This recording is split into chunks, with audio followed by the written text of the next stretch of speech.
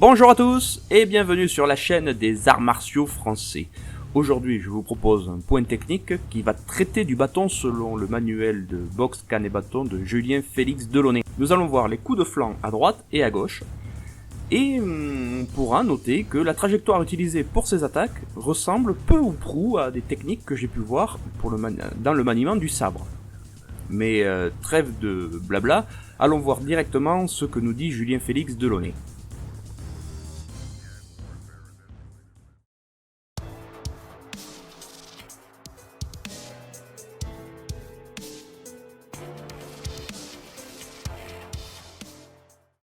Coup de flanc à droite.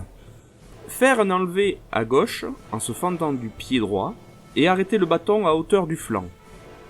Les bras allongés en avant, la main droite ayant les ongles en dessous et la main gauche les ongles en dessus, à hauteur du menton.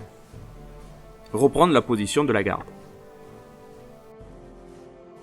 Coup de flanc à gauche en deux temps. Premier temps, faire un enlevé à gauche en rapportant le talon gauche en avant et contre le pied droit.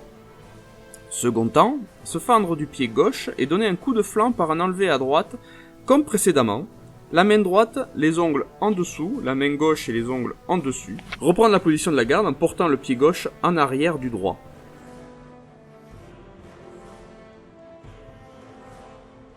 Par rapport à ces techniques, j'ai eu des petits soucis au niveau praticité, si on peut dire. C'est que au moment de l'enlever, et que je voulais arrêter le bâton pile à la hauteur du flanc, je me retrouvais à me faire mal au coude, notamment du bras gauche, tout simplement parce que la manchette venait taper directement sur l'articulation, et c'était vraiment douloureux.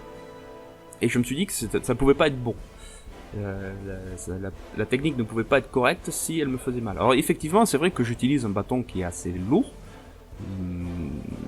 mais qui correspond aux descriptions de taille et à peu près de poids, donc je pense pas que le problème vienne du bâton. Le problème c'est que sur certaines techniques, on ne peut pas arrêter le coup aussi directement sans avoir des problèmes de douleur au niveau des articulations. Donc, alors je vais vous mettre en vidéo ce que je considère être comme des erreurs, en plus de ce que je considère comme être mieux. Et ce que je considère être comme mieux, c'est une fois que la frappe est faite et qu'on frappe dans le vide, laisser continuer le bâton à circuler plutôt que de chercher à l'arrêter net durant sa trajectoire. Et effectivement, je me suis aperçu que je n'avais plus mal aux articulations du fait de ne plus chercher à arrêter le bâton à la frappe. Et ça correspond avec une description, un texte qu'on peut trouver un peu plus loin, juste après ces exercices, et dont je vais vous lire ce que Delaunay nous dit. Alors même si ça ne concerne pas directement l'exercice que nous sommes en train de voir, du moins la technique, il nous dit que pour faciliter certaines attaques, comme enchaîner par exemple un brisé suite à des moulinets, eh bien, afin de faciliter le brisé, arrêtez le bâton au-dessus de l'épaule droite, la pointe en arrière après l'exécution du dernier moulinet. Donc en gros, ça veut dire qu'on laisse continuer le mouvement pour reprendre appui sur le corps et de relancer l'inertie du bâton.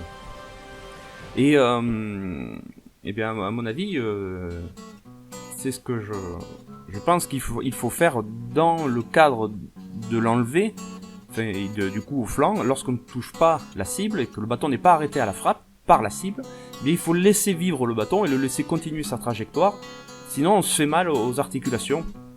Et c'est vraiment douloureux, au bout de 2-3 fois, on n'a plus envie que ça arrive. Donc je vous montre les deux approches, et ce sera à vous de juger ce qui sera le mieux. Alors effectivement, si le bâton est très léger, eh bien ça s'arrête très facilement, il n'y a aucun souci, mais lorsque vous avez un bâton un peu plus consistant, on va dire, un peu plus dur, un peu plus lourd, pouvoir l'arrêter au millimètre là où on veut, ça devient beaucoup plus compliqué. Et donc, moi je conseille effectivement de laisser continuer la trajectoire et le laisser arriver là où il doit arriver pour continuer la suite. En ce qui concerne les erreurs d'appui que vous pouvez, ou la notation, vous pouvez voir la notation apparaître au moment de l'exécution de l'exercice.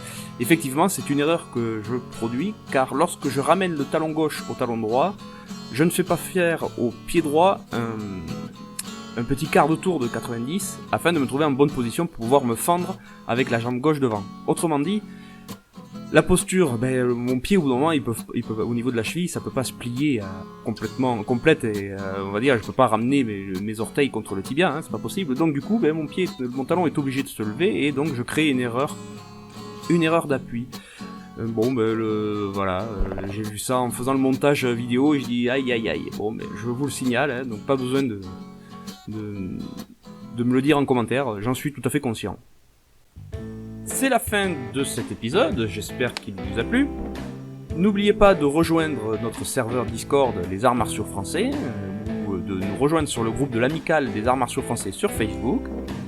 Pour ceux qui le souhaitent, vous pouvez faire un don sur le compte PayPal que j'ai créé à cet effet. En attendant, amusez-vous bien, entraînez-vous bien, et à la prochaine!